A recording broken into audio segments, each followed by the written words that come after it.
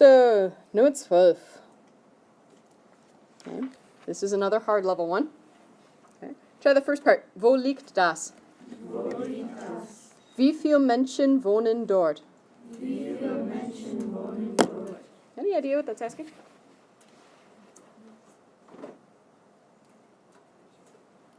Where is that located? How many people live there? Okay, so we're talking about Minnesota. Regardless of what you answered for the previous question, you now currently reside in Minnesota, so we're going to go with that. Okay. The reason for this question, if you tell a German that you're from Minnesota, they will probably stare at you with a blank face. Right? If you tell them where Minnesota is, they will understand a little bit more.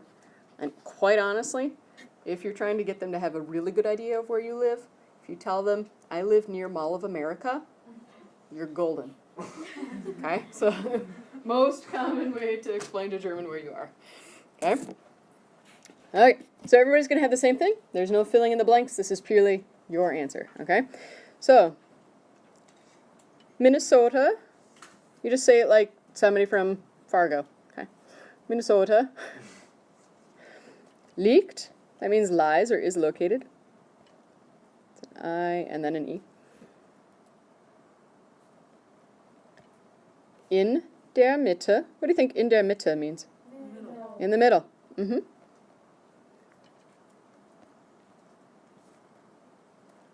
Im Norden. What does that mean? North. In the north. Mm-hmm.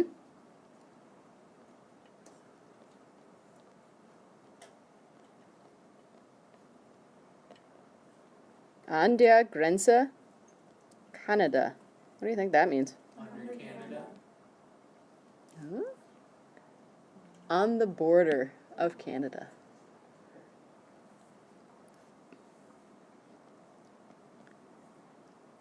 Then your next sentence. Es gibt means there is or there are. In this case, there are. We're going to round the population. We're not going for specifics here. So es gibt 5 Millionen Einwohner, which means inhabitants. Da. That last letter at the end of that second to last line is an R. Okay. So Minnesota liegt in der Mitte im Norden an der Grenze Kanada. Es gibt 5 Millionen Einwohner da. If you want to be more specific and come up with the exact number as far as population, power to you. I will consider that as like an extra oomph, so adding like another level to the question. Okay? I've never had anybody actually take me up on that. There's a first for everything. Okay? So let's try it. Minnesota liegt in der Mitte im Norden an der Grenze Kanada. Es gibt 5 Millionen Einwohner da. Good.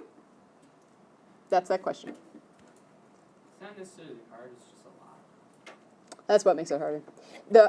How it comes up as far as rating is something like this. I mean, it's only 2 sentences, yes, but it's a lot of vocabulary that you aren't used to using regularly, and that's the bigger thing. So if it was that long and it was all stuff like Ich heiße Gunnar, ich bin 15 Jahre alt, like if it was 2 sentences like that, that would not be a hard level. Do you know what I mean? So it's newer vocabulary, stuff like that. Okay? Good. Also, the pro tip, as soon as you get a hard one, make that the very first thing that you memorize. It'll take you a little bit longer, but it'll be worth it in the end. Okay? So, already start memorizing number 8 if you haven't already, and then start adding number 12 to it as well. Nummer 13. This is a nice, easy one. Everybody try this one. Was ist deine Nationalität?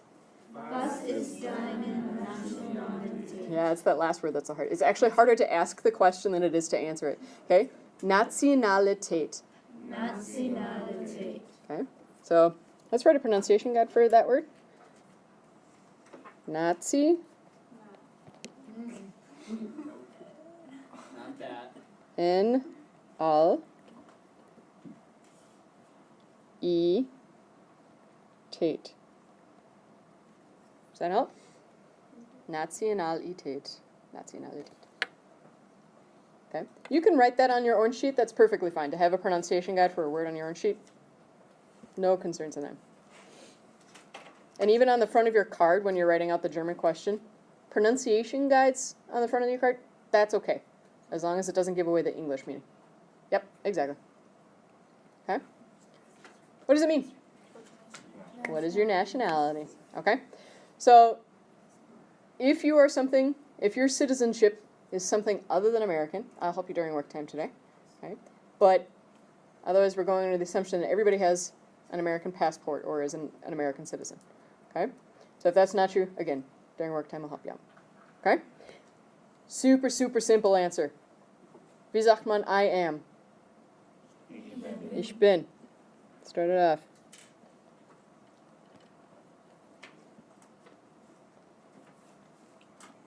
You skip the word when you're giving nationalities or professions. Guys, you're going to say, Ich bin Amerikaner. Okay? Everybody try. Ich bin Amerikaner. Ich bin Amerikaner. Ladies, what do you think you need to add to that to make it? IN, sehr schön. Okay, so ladies will add the IN, no parentheses. Okay, try that. Ich bin Amerikanerin. Ich bin Amerikanerin. Good. Aw, Why do they have to add that at the end? that makes it the female. Whoa. Well, no, I mean, I get it. That whole JFK thing about Ich bin ein Berliner. You guys heard that whole thing? Yeah, so when JFK was giving a speech in Berlin, he was trying to say, I am a citizen of Berlin. Okay, so you take the city name and you add ER to it in most cases to say where it is that you are from, like what your citizenship is, so to speak. Okay, so when he said Ich bin ein Berliner, because that ein word, that's what started the whole, frankly, it's kind of a conspiracy theory. In some dialects, some regions of German-speaking countries, they do use the ein word. Berlin happens to be one of them. In most, they do not. So if he didn't have that ein word, like if he said Ich bin Amerikaner instead of, or Ich bin Berliner instead of Ich bin ein Berliner, it'd be cut and dry. He is a citizen of Berlin. But because he added that ein word, it can mean two things. So it can mean that he is a jelly donut, which is obviously not what he was going for. Okay? It could also still mean in that dialect that he is a citizen of Berlin. Now obviously he was in Berlin. None of the Berliners thought he was weird. Nobody laughed. The only people who thought it was strange were Americans, because we don't know other people's languages as well as they do. So Germans are totally fine with it. It was a totally legitimate phrase. He, was saying two different things. The Amerikaner is also another kind of pastry. So if you say Ich bin ein Amerikaner, you are saying I am a, and it's another kind of pastry. I am a pastry. It's very good. Really It's good right now. yeah, it's very light, fluffy, almost like a flat donut kind of thing. It's got a nice glaze on it. It's a all recorded. We should have some Krispy Kremes at the end of this school year. Okay. I've never had Alright. Krispy Kreme. Is it good? Here we go. Nummer 14. Mm-hmm. She's from Germany. From Russia. Oh, never mind. Oh, you are? Technically Oh, Europe. okay. My fault. Okay. Still recording. All right, Nummer 14. Try it. Was bist du von Beruf? Was bist du von Beruf? Okay. Was machst du als Schüler? Was machst du als Schüler? Okay. So this would be one we talked about at the beginning. If you start asking, or you hear a question and you're up front and you recognize what it is, you don't have to wait for everybody to get through the Schule part. If you hear the Was bist du von, automatically you can start answering the question. So you don't have to wait for the rest of it. You know what I mean? Yeah, absolutely. Because then you get more time in for your answering of questions. So why not? Okay. This one is asking, what do you do for a career? What do you do as a student? Because it's a follow-up. Your job is you are a high school student. I don't care if you have a part-time job or not. When you answer this question, and in real life, your job is to be a student. Okay?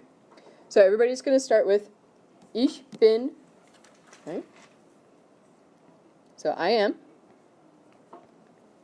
And then you're going to say student. How do you say student?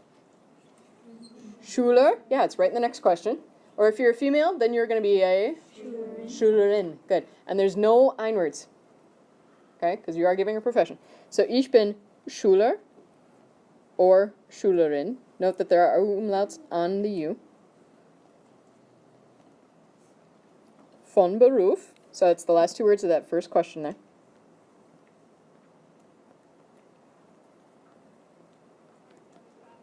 Okay. The second part, what do you do as a student? You need to give me 2 complete sentences about what it is you do as a student. And those 2 sentences are up to you. So what kinds of things are positive statements about what you do as a student? What kinds of things could you say? I study. I learn or I study. In German, they're the same. So how would you say I learn or I study? Ich lerne. That's one option. L-E-R-N-E. Okay. And again, you're picking 2, so it doesn't have to be that one. What else? I read. How do you say I read? Ich lese.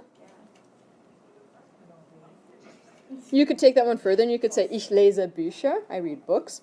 Okay. Okay. What about homework? You could say I do homework. So, this is purely academic stuff. Okay. So ich mache Hausaufgaben.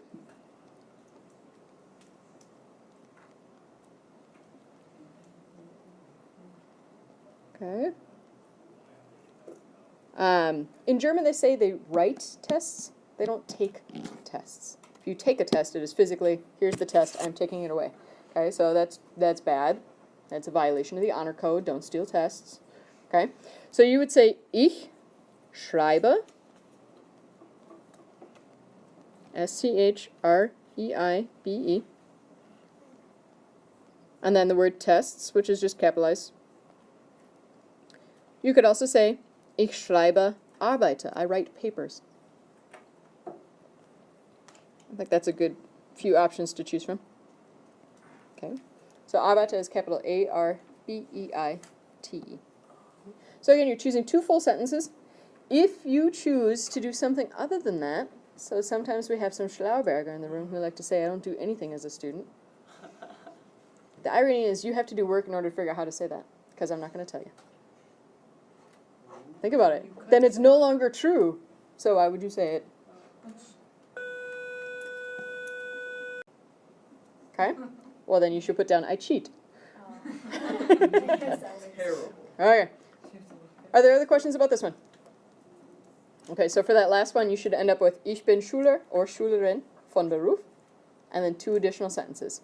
Do not combine them. You can put an und between them, but you need to have 2 full sentences. So you could say Ich lerne und ich lese Bücher, and that's okay. Or you could say Ich lerne, ich lese Bücher. Okay? Good. That's the end of it for today.